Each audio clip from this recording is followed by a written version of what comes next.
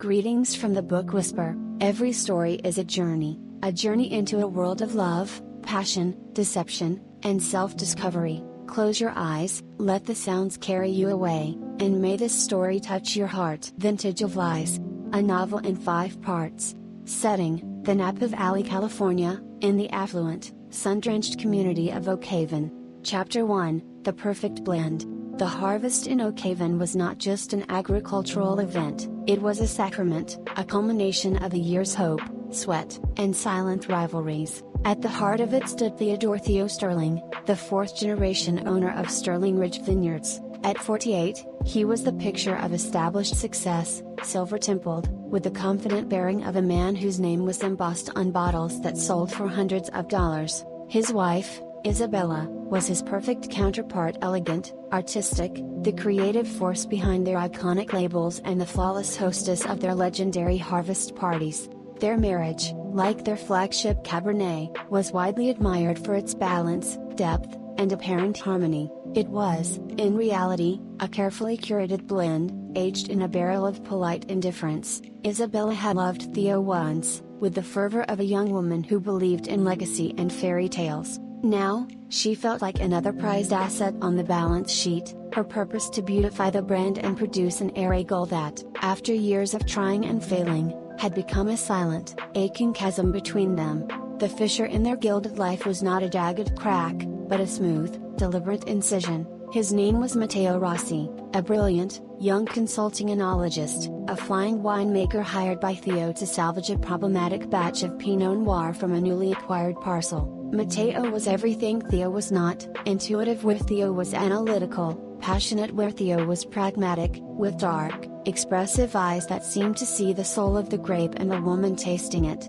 Their first meeting was in the cool, dim barrel room. Isabella was there to approve a sample for a tasting event. Matteo explained the wine's profile, his hands moving with a dancer's grace. "It's shy now," he said, his Italian accent softening the technical terms. "All tension and heart-red fruit, but it has a heart. It's waiting for the right moment to reveal its sweetness." His gaze held hers over the rim of the glass. Some things cannot be rushed. A spark, dangerous and exhilarating, leapt between them. It was the spark of being seen, not as Mrs. Sterling, but as Isabella, a woman with a palate, with opinions, with a heart that was not made of stone. The affair began as a series of consultations. They met at the remote tasting room of the new parcel, at a secluded cafe in Sonoma, then, inevitably, in Matteo's rented cottage surrounded by sun-bleached olive trees. For Isabella, it was a resurrection. Matteo's passion was not just for wine, it was for life, for her. He listened to her dreams of opening her own small artisanal label, dreams Theo had gently patronized as a charming hobby. With Matteo, they felt possible. She was meticulous. She used a second, secret phone. She invented appointments with gallery owners and interior designers in San Francisco. The deception was a heady, terrifying elixir. It made the sterile perfection of her life with Theo bearable, even as it hollowed her out from within. But Oak Haven was a small world under a vast sky, and the most watchful eyes belonged to Charlotte Sterling, Theo's sharp, widowed sister who managed the vineyard's finances. Charlotte, who had never approved of Isabella, seeing her as a decorative outsider who diluted the Sterling bloodline. Charlotte noticed the new light in Isabella's eyes, the unfamiliar notes of a secret happiness in her demeanor. "You seem revitalized, Isabella," Charlotte remarked over a tense family lunch, her voice like the blade of a pruning knife. "That new consultant, Matteo, must be very inspiring. Theo says he's a miracle worker with the Pinot. One wonders what other projects he's inspiring." Theo, oblivious, chuckled, "The man's an artist. Let's just be grateful he's on our payroll." Isabella's smile felt plastered on. The first warning bell had tolled. Chapter 2, The Rotten Grape. The external threat arrived not from a rival vineyard, but from a spreadsheet. Ava Lawson, a ruthless venture capitalist from New York, had been quietly buying up debt-laden small vineyards around Oak Haven. Her company, Terroir Ventures, was assembling a mega estate, a Disneyland of wine designed for the luxury tourist trade. Sterling Ridge, with its prestige, prime land, and old-world charm, was the final, coveted piece. Theo was dismissive at first. "Lawson? She sells an experience, not wine. We sell legacy, she can't touch us. But Ava Lawson was a different kind of predator. She didn't just want the land, she wanted the story, the sterling name. She began a subtle campaign. A flattering profile in the wine magazine questioned if old families could innovate. Rumors, expertly planted, suggested Sterling Ridge's recent vintages were relying on past glory. The bank, nervous about climate change and market shifts, started asking more pointed questions about Theo's 5-year expansion plan. Pressure mounted on Theo. He became more distant, more obsessed with numbers and yields. The chasm in their marriage widened into an abyss. Isabella found herself turning more and more to Matteo, not just for passion, but for solace. He became her refuge from the Cold War at home. One evening, after a particularly brutal argument with Theo about the cost of her new art studio, a cover for her meetings with Matteo, she fled to the cottage. Overwrought, she let details slip: Theo's fear about the bank, the specific loan covenants he was struggling to meet, his secret negotiations to buy a neighboring parcel to block Ava Lawson's expansion. Matteo listened intently, holding her, stroking her hair. "He doesn't deserve you," he murmured. "He doesn't see the treasure he has. This Ava, she's a shark, but sometimes, to fight a shark, you need a bigger shark, or a very clever net." In her emotional state, Isabella missed the calculating gleam in his eye. She heard only sympathy, alliance. He was on her side. Charlotte, however, was conducting her own investigation. Hiring a discreet pie, she discovered the second phone, the pattern of trips to Sonoma. She didn't confront Isabella. Instead, she took her findings to someone she believed could use them to protect the family, Ava Lawson. In a chic San Francisco restaurant, she laid her cards on the table. "My brother is distracted, emotionally compromised. His wife is having an affair with our winemaker, leaking business details. The vineyard is vulnerable. Make your move now, and I'll ensure my brother sees the pragmatic choice. I want my share, and I want that woman gone." Ava Lawson, a strategist of the highest order, saw an opportunity far richer than blackmail. Why force a hostile takeover when you could orchestrate a collapse from within and pick up the pieces for a song? And why have one pawn when you could have two? She arranged a meeting with Matteo Rossi. She knew everything: his affair, his excess, his ambitious dreams of his own label, dreams far bigger than his consulting fees could ever fulfill.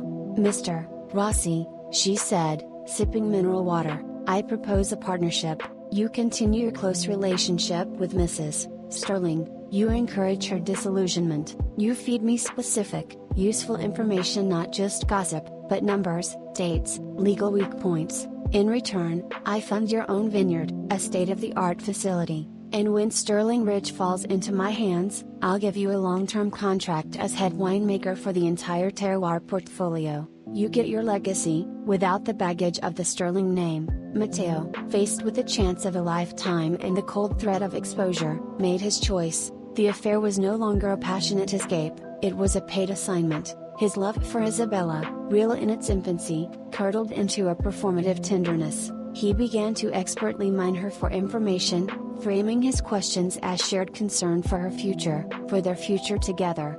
Isabella, drowning in the dual intoxication of rebellion and what she believed was real love, became the perfect, unwitting source. She shared everything: Theo's plans, his fears, even the confidential soil analysis reports that showed a vulnerability in the old vine rootstock, information worth millions to a competitor.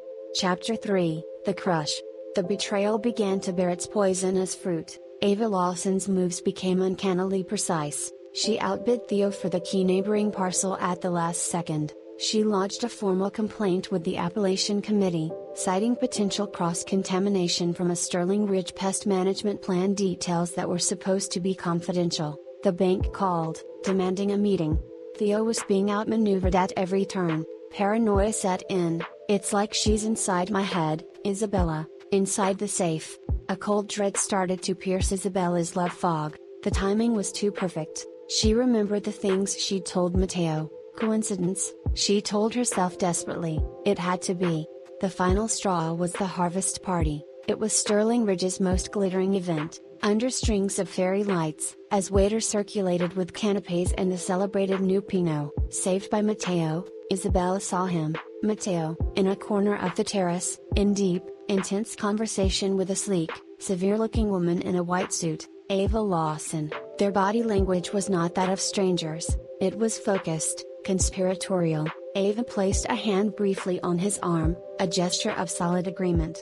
The world tipped sideways, the laughter around her became a tinny roar, the taste of the exquisite wine in her mouth turned to ash. All the tiny inconsistencies, Mateo's sudden interest in loan structures, his questions about vine health reports, his constant assurances that soon, will be free, crystallized into a horrifying, obvious truth.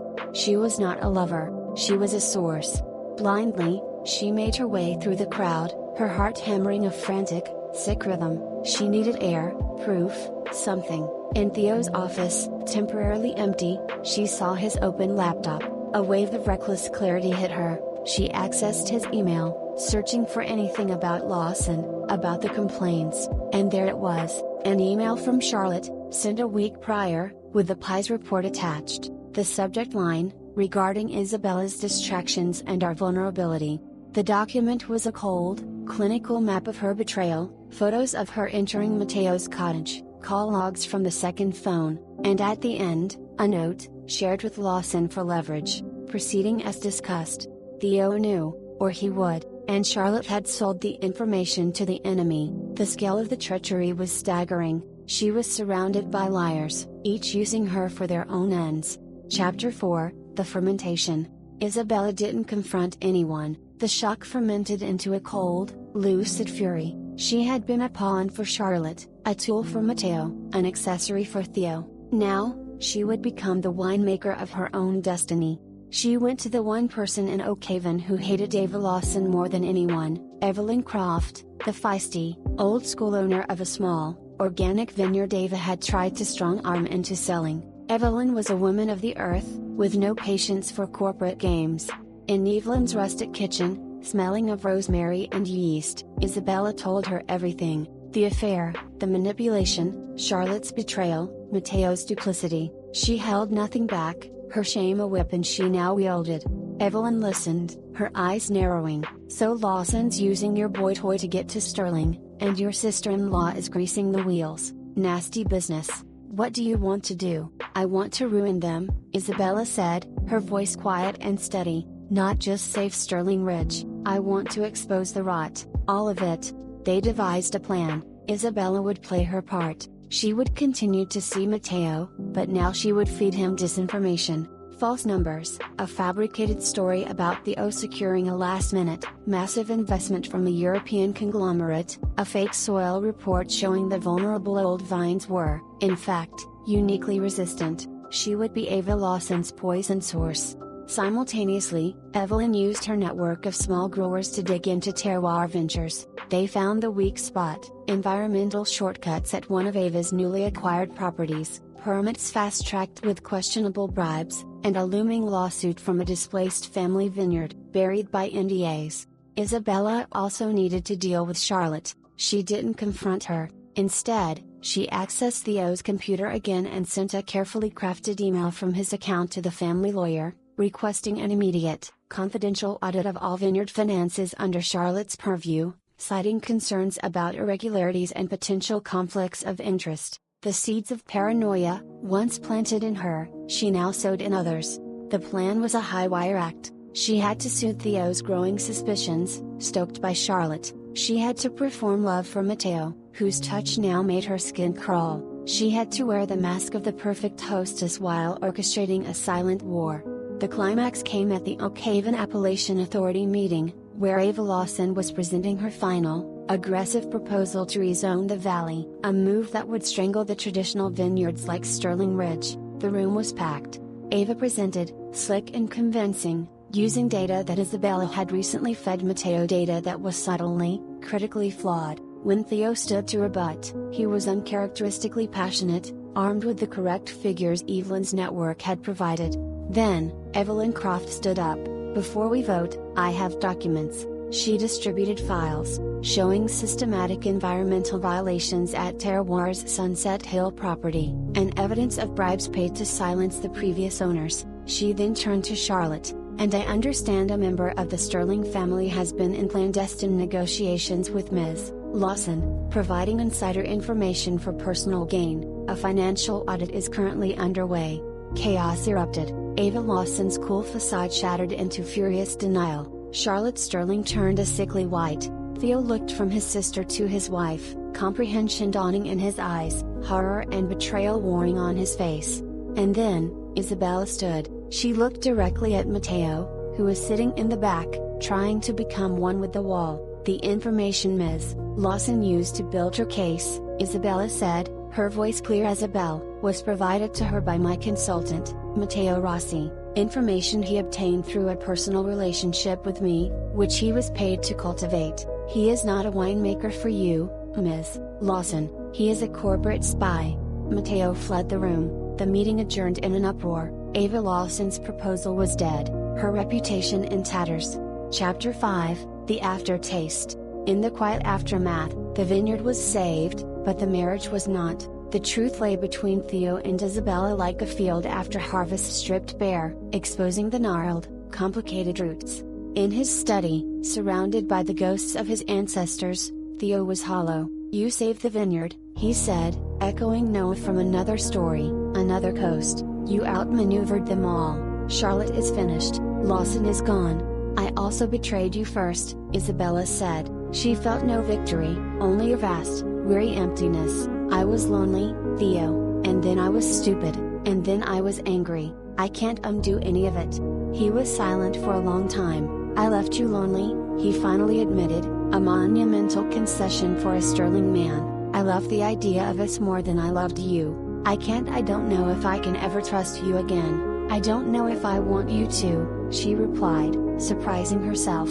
The fight had changed her. She was no longer the woman who needed to be Mrs. Sterling to have value. "I want the divorce, I want my fair share, and I want the new Pinot Noir parcel, the one Matteo saved." Theo stared at her, seeing a stranger, a formidable one. "That land is worth a fortune. It's the price of my silence on the rest," she said, her voice firm. "And it's the price of your clean slate. You get Sterling Ridge, intact. I get my own start." He agreed. It was the most pragmatic, unromantic deal they'd ever made. A year later, Isabella Sterling, she kept the name for the brand, stood among the young vines of her new estate, Isabella's Folly. The soil was rocky, promising struggle and intensity. Evelyn Croft was her partner and mentor.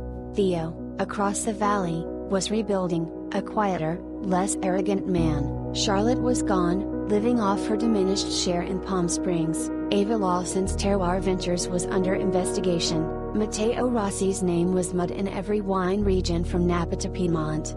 Isabella lifted a glass of her first rosé, pressed from the grapes of that tumultuous harvest. It was tart, vibrant, with a startlingly long, clean finish. It wasn't perfect, it was alive, it was hers. The taste of the past was complex notes of shame, passion, betrayal, and a hard-won resilience. But the aftertaste, she decided as the sun warmed the valley, was one of possibility. Bitter, yes, but with the distinct, promising finish of a new beginning, grown from the deepest, most broken ground. And just like that, another journey on the Book Whisper comes to an end. We hope it was worth your while. If this story found a place in your thoughts, help us keep the magic alive. Subscribe and hit the bell so you never miss the next world we explore. Your like is the best signal telling us which tales to tell more of. Thank you for listening. Until the next adventure.